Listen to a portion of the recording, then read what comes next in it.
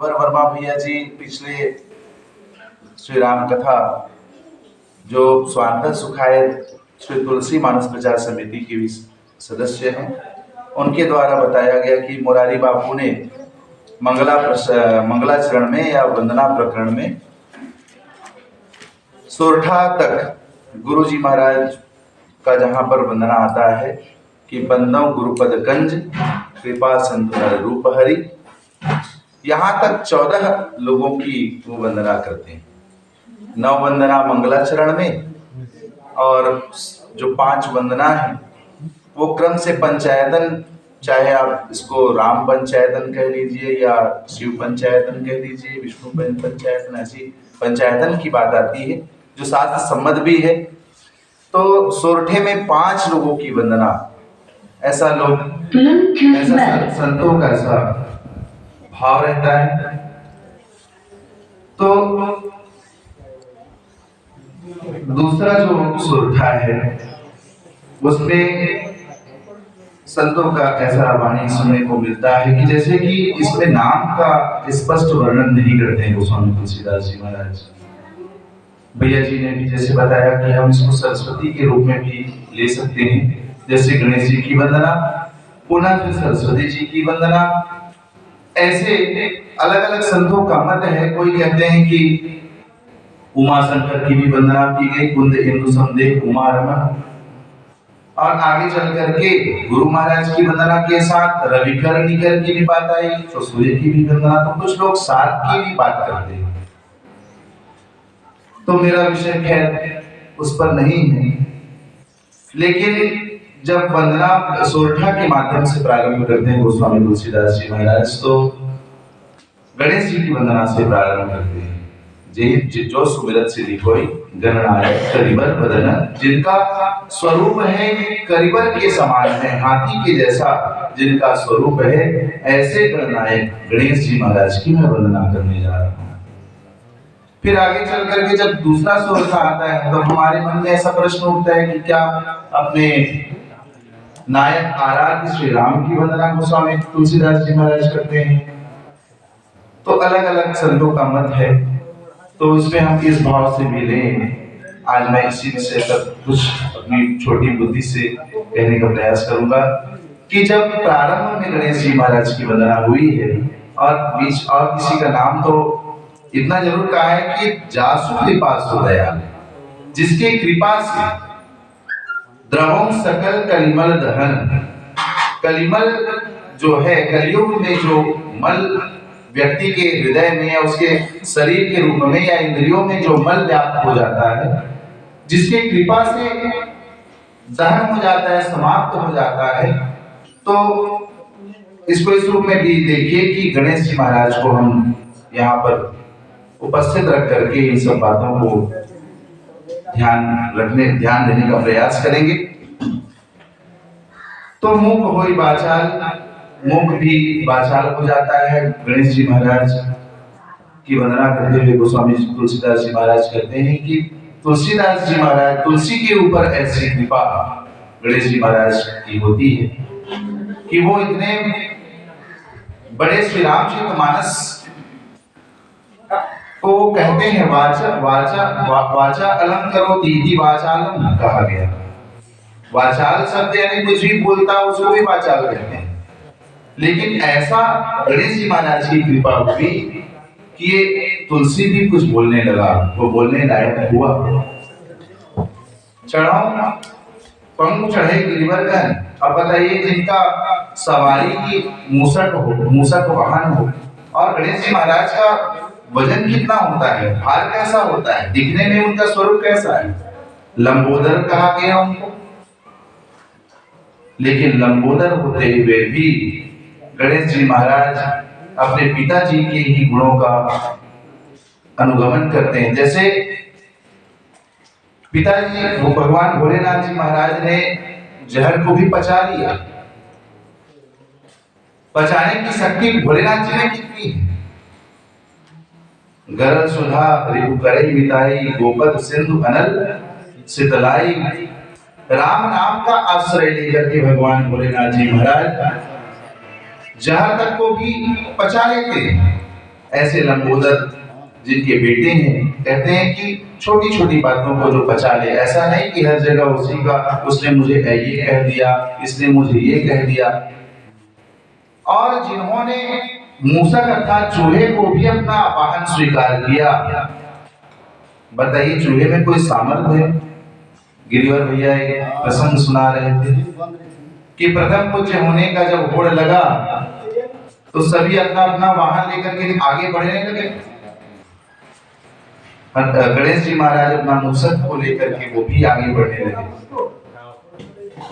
सब लोग तो हंसने लगे कि भैया ये क्या, सभी बंबई तक पहुंच गए हैं, अभी ये कैलाश पर्वत से निकला भी नहीं। मूसक महाराज ने कहा कि महाराज हमारा तो सामर्थ्य नहीं है इस युद्ध में हम विजय प्राप्त कर सके, वो भी आप हमारे बल पर मत कीजिए, ये दौड़ में भाग ही मत लीजिए। लेकिन कितने मतलब कहना चाहिए निराभिमानिता के साक्षात स्वरूप हैं गणेश जी महाराज, जो मूसक को भी स्वीकार करते हैं और वो विजय भी होते हैं। और प्रथम पूज्य के रूप में उनका आज भी जैसे हम लोग पूजा करते हैं, प्रथम पूज्य के रूप में गणेश जी महाराज स्थापित हुए। तो रामचरितमानस में जिनकी कृपा से कलिमल जो है वो दहन हो जाता है, कलिमल कलियुग का जो मल है वो समाप्त हो जाता है गणेश जी महाराज की कृपा से। तो गणेश जी के रूप में इस वंदना को कीजिए। रामचरितमानस में कलियुग में जो मल है उसके विषय में भी बताया गया है। जैसे कहा गया कि श्रोता वक्ता ज्ञान निधि कथा राम के गुण किमी समझाओ मैं जीव जड़ कलिमल ग्रसित विमूढ़, कलिमल ग्रसित विमूढ़ के रूप में कहा गया कि आदमी जो कलियुग का जो जीव है वो कलियुग के मरों से जो है युक्त है। इस प्रकार से समझा जाए। और भी बातें आएंगी। यह कलिकाल मलायतन मन कर देख। अब मैं नकल ही कर सकता हूँ भैया, परीक्षा तो मेरा ही हो रहा है, बस आप लोग के सामने नकल करके ही बोला जा सकता है। तो यह कलिकाल मलायतन मन कर देख खूब विचार। यह जो कलियुग चल रहा है वो तो मलयुक्त है, मन से आप विचार करके देखिए। श्री रघुवीर नाम अजी नाहिन आन कहा। श्री राम जी के नाम का ही आश्रय लेकर के ही कलियुग के मनों से बचा जा सकता है। तो आरती में भी हम लोग देखते हैं कि आरती जब गाया जाता है तो उसमें एक बातें आती है कि कलिमल दहन विषय रस फीकी सुभग श्रृंगार मुक्ति जुटी। इस प्रकार से कलिमल रामचरितमानस में तो कलिमल की व्याख्या बहुत रूप में की गई है। और कलिमल किसे हम कहा जाए ये तो खैर आप सब लोग के द्वारा और भी ज्यादा श्रवण करने को मिलेगा। लेकिन आप इस बात पर विचार कीजिए कि ये कलिमल जो है वो मान के चलिए हमारा शरीर है भाई, कलिमल जो है कलियुग का जो मल है वो इस शरीर में ही तो व्याप्त है ना। तो ये इस शरीर में प्रवेश कैसे पाता है? तो कहे विनय पत्रिका में गोस्वामी तुलसीदास जी महाराज संकेत करते हैं कि पर निंदा सुनि श्रवण मलिन भेद। दूसरे की हम जब निंदा करते हैं तो समझ जाइए कि पर निंदा करने के पश्चात या हम वाणी से भी पर निंदा करते हैं कि दूसरा ऐसा है, यद्यपि उसमें लाख गुण है लेकिन हमको अवगुण ही देखना आता है। हम वाणी से पर निंदा करते हैं, हम श्रवण से अगर कोई पर निंदा करे, राम कथा में रुचि नहीं है। राम कथा यदि हो तो कह दिया जाता है कि भैया 9 बज गया है, अभी भोजन का भी व्यवस्था है, तो राम कथा को यहीं पर विश्राम दीजिए। अगर लेकिन वहीं उसी समय पर किसी की निंदा स्तुति कर दी जाए तो 9 से 12 भी बज जाते हैं भैया। तो पर निंदा सुनकर के हमारा ये जो श्रवण है, हमारी ये जिह्वा है मलिन हो जाती है। पर निंदा सुनि श्रवण मलिन भेद भजन दोष पर गाए, दूसरे का दोष हम गाते रहते हैं। इस तरह से वाणी जो है मलिन हो जाता है। ये सभी हमारी इंद्रियों की बातें हो रही है भैया। इन इंद्रियों को इसीलिए तो कहा कि इन इंद्रियों को मोड़ने की आवश्यकता है। बस नयन मलिन पर नारी निरखी। नयन कैसे मलिन हो जाता है कि भाई सुबह उठ करके हम भगवान के दर्शन करें, लेकिन इसको छोड़ करके हम पर नारी को निरखने लग जाते हैं। दूसरे की स्त्री पर हमारी दृष्टि इतनी दोष हो चुकी है। तो इस प्रकार से ये हमारा जो कलिमल है हम में प्रवेश कर जाता है। तो नयन मलिन पर नारी निरखी मन, मलिन विषय संलापी, विषयों के प्रति हमारा मन जो है इतना आ सकते हैं। मोह जनित मल लाग विविध विधि, कोटि जतन न जाए। और मोह के द्वारा हमारा ये जो मैं और मोह दो तय माया, इसके द्वारा जो मल लगा हुआ है भैया, हम कितनों भी प्रयास करें ये मल जाने वाला नहीं। और कहे कि जन्म जन्म अभ्यास, ये ऐसा हमारा एक जन्म नहीं है भक्तों, हमने तो अनंत जन्म ले चुके हैं। लेकिन अनंत जन्मों में हमने क्या किया? हमने गाया जरूर कि भैया राम नाम गाते रहे, लेकिन गाया कभी नहीं। बोला मुंह से बस, कहने वाला भी नहीं गाता, सुनने वाला तो फिर गाता ही नहीं, उसकी तो जवाबदारी है ही। कम से कम हम गाने वाले तो राम नाम का आश्रय लें, उसमें दृढ़ आस्था बनाए रखें। लेकिन नहीं होता, जन्म जन्म अभ्यास लज्जित अधिक अधिक लपटाई। तो इस प्रकार से कलिमल की व्याख्या तो रामचरितमानस में बहुत ढंग से की गई है। लेकिन अब गणेश जी महाराज के माध्यम से हम इन कलिमल को कैसे दूर करें?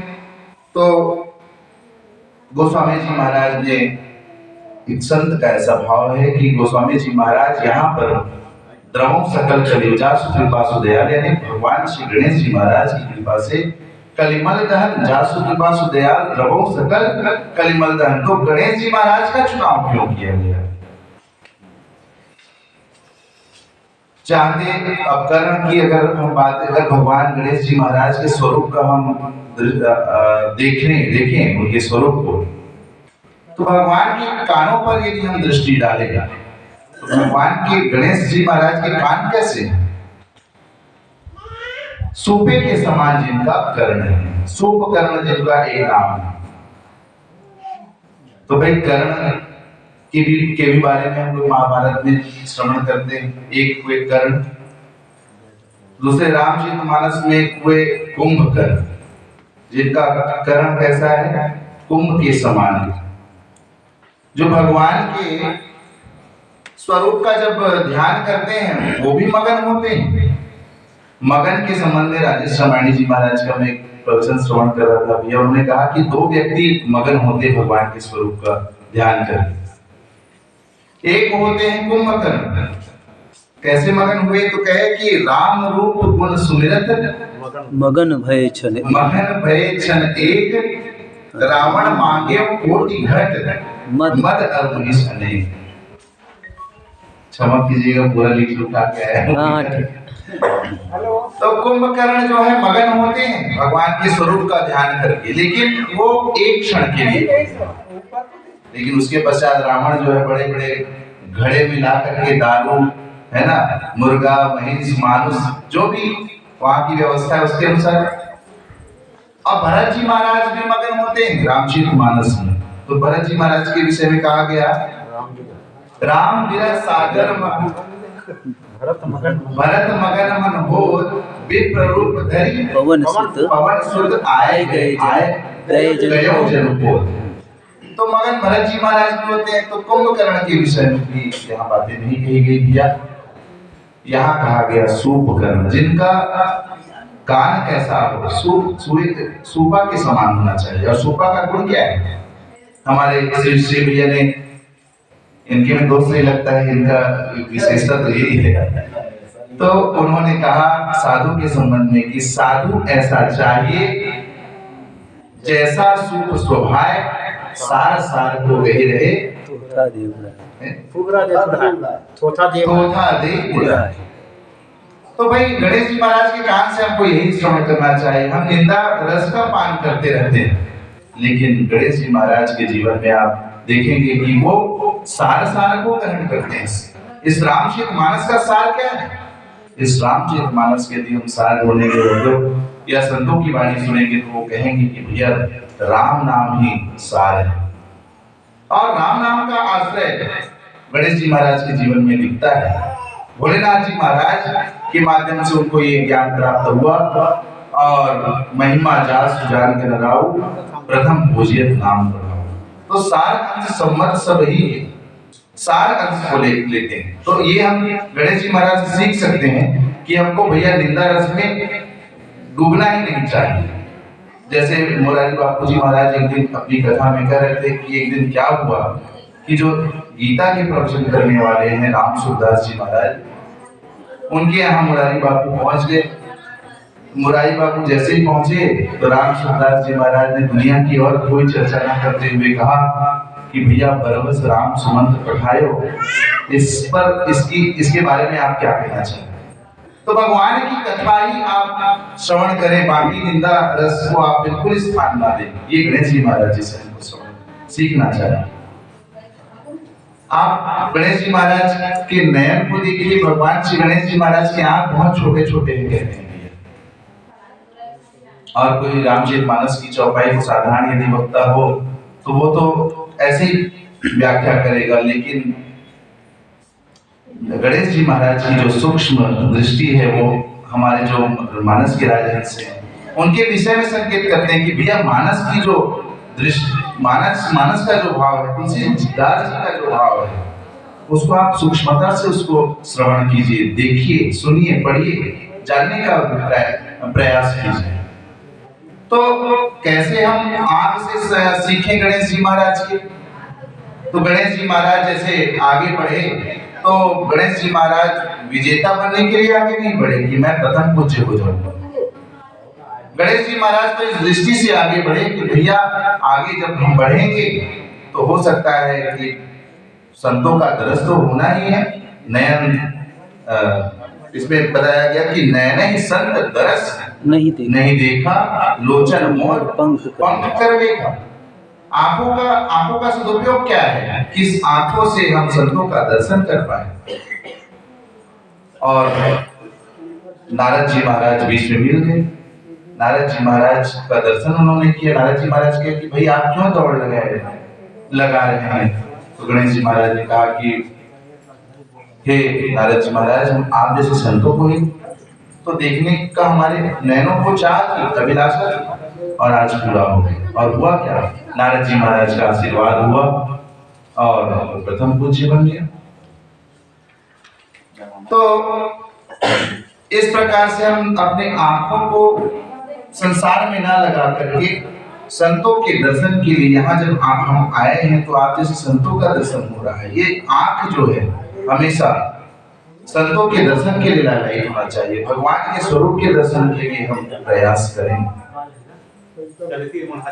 क्या कैसे होना चाहिए हमारा जीवन? तो कविता वाली रामायण में गोस्वामी जी महाराज जी ने संकेत किया। क्या संकेत किया कि जीवन का फल क्या है? ये जो जीवन है हमारा उसका फल क्या है? कहे कि सिय राम स्वरूप आगार अनूप, सिय राम स्वरूप आगार अनूप विलोचन मिलन को जरू है। श्रुति राम कथा गान का सदुपयोग कैसा होगा? श्रुति राम कथा ही पढ़े ऐसा प्रयास कीजिए, वरना तो इसको बंद कर दीजिए। श्रुति राम कथा मुख राम को नाम, ये पुनि राम को धरु है, और हृदय में श्री राम जी को स्थान दीजिए। यहाँ पर सिंहासन बनाइए श्री राघव के लिए। रति राम ही सो, मति राम ही सो, गति राम सो राम को बल है, और एक भरोसा, एक बल, एक आत्मविश्वास। दुनिया का भरोसा छोड़ दीजिए भैया, भरोसा केवल एक श्री राम जी का ही होना चाहिए। सबकी न कहे, किसी और की मैं बात नहीं कहता, तुलसी की मते इतनो जग जीवन को फलू है। जीवन का तो यही फल है। तो इस प्रकार से वचन आप गणेश जी महाराज का देखिए तो वचन से मतलब वाणी से भगवान का जाप करते रहते हैं और प्रथम पूज्य हो जाते हैं। ये गुण भी भगवान भोलेनाथ से ये श्रवण करते हैं। महामंत्र जो जपत महेशु काशी मुकुति हेतु उपदेशु। अब मैं अंतिम में कुछ बातें मन के संबंध में कहता हूं भैया कि मन हमारा ये जो विषयों का ही तो, इंद्रियों का ही तो परिणाम है कि हम एक तो गिर जाते। मन एवं मनुष्याणाम कारण बंधन मोक्ष योग। मन ही इंद्रियों को विषयों के प्रति लगाता है। तो मन को मानस में कहते हैं या अन्य ग्रंथों में आपको मिलेगा कि मन को गज के रूप में बताया गया है। रामचरितमानस में भी एक बात है कि मन कर विषय अनल जन बरे करें, अनल बन जरई होई सुखी जो यही सर पड़े। तो भैया आप ये बताइए, गणेश जी महाराज क्या धारण करते हैं? गणेश जी महाराज एक हाथ में अंकुश भी धारण करते हैं। क्षमा कीजिएगा, थोड़ा व्याख्या अच्छे से नहीं कर पा रहा हूं।